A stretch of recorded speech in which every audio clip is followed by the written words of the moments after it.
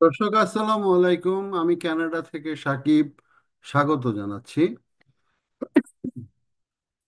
মাফ করবেন, আপনারা আজকে যখন ভিডিওটি দেখছেন তখন কানাডার ইলেকশন শুরু হয়ে গিয়েছে, কিন্তু ইলেকশনকে ছাপিয়েও আসলে এখন মানুষের মুখে মুখে আলোচনায় হচ্ছে গিয়ে গত শনিবারের ঘটে যাওয়া ভ্যানকুভারের সেই নির্মম হত্যাকাণ্ডটি। আপনারা জানেন যে ফিলিপিনের একটি প্রোগ্রাম হচ্ছিল, লুপোলু বা এই ধরনের একটি প্রোগ্রাম। এবং সেই প্রোগ্রামে আহ, আহ, যখন একেবারে প্রোগ্রামের শেষ পর্যায়ে যখন সেখানে গান, বিভিন্ন খাওয়া দাওয়া চলছিল, ঠিক সেই সময় সেই প্রোগ্রামের উপরে কিন্তু একজন গাড়ি উঠিয়ে দেয়। এবং যে ব্যক্তি গাড়ি উঠিয়ে দেয় পুলিশ তাকে গ্রেফতার করেছে। পুলিশ সাথে সাথেই তাকে গ্রেফতার করেছে। এবং গ্রেফতারকৃত ব্যক্তির নাম হচ্ছে গিয়ে আহ, আদম লু, অ্যাডাম লু তার হচ্ছে গিয়ে নাম। অ্যাডাম লু সম্বন্ধে যদি একটু, যেটা পুলিশ জানিয়েছে সবই পুলিশের ভাষ্য।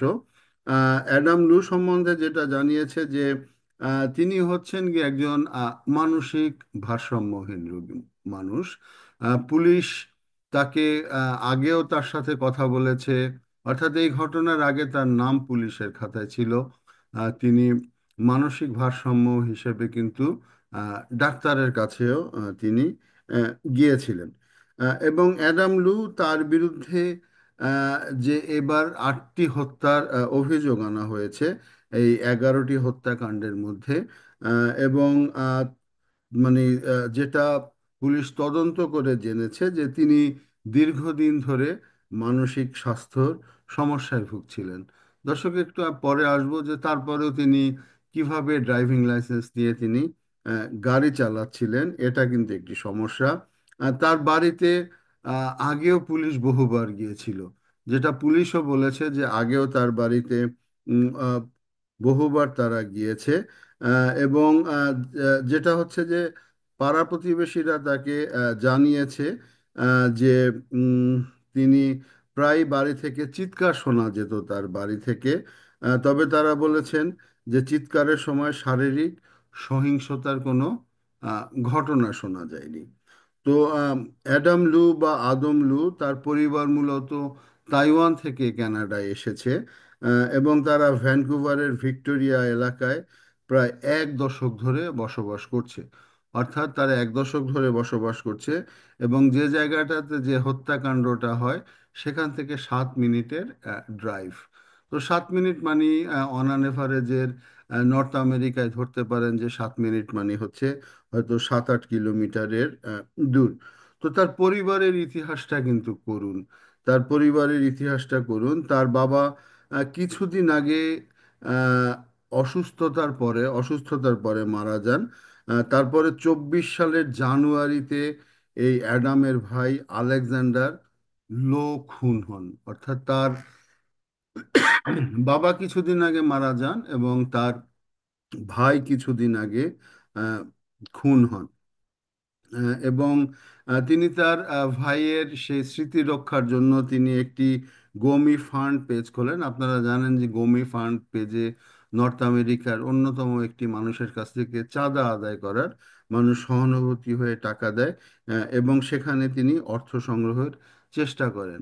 তার মায়ের দিক থেকেও একটি জটিল অবস্থা রয়েছে, যে তার মা অর্থাৎ এই অ্যাডামের ভাই যখন গত বছর মারা যায় তখন তার মা কিন্তু আত্মহত্যার আহ, চেষ্টা করে। এবং তিনি হাসপাতালেও চিকিৎসাধীন ছিলেন।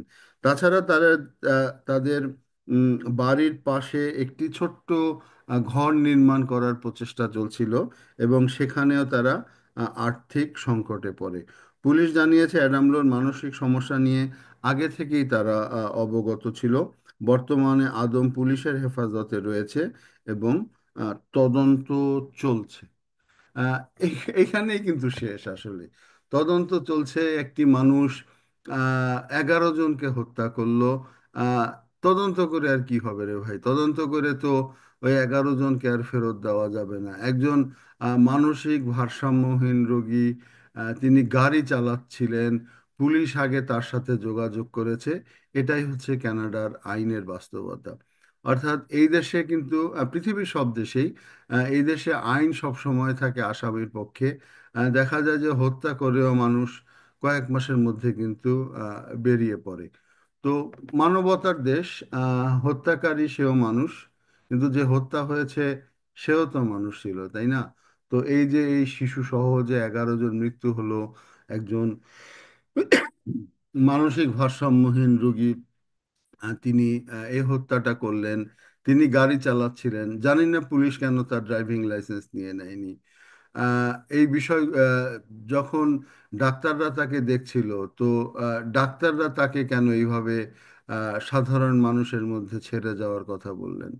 তো সব মিলিয়ে কানাডার কিন্তু এটা একটা সিস্টেম, চিকিৎসা ব্যবস্থার জটিলতা, দীর্ঘ সময়ের চিকিৎসা, আইনের অনেক ফাঁকফোকর।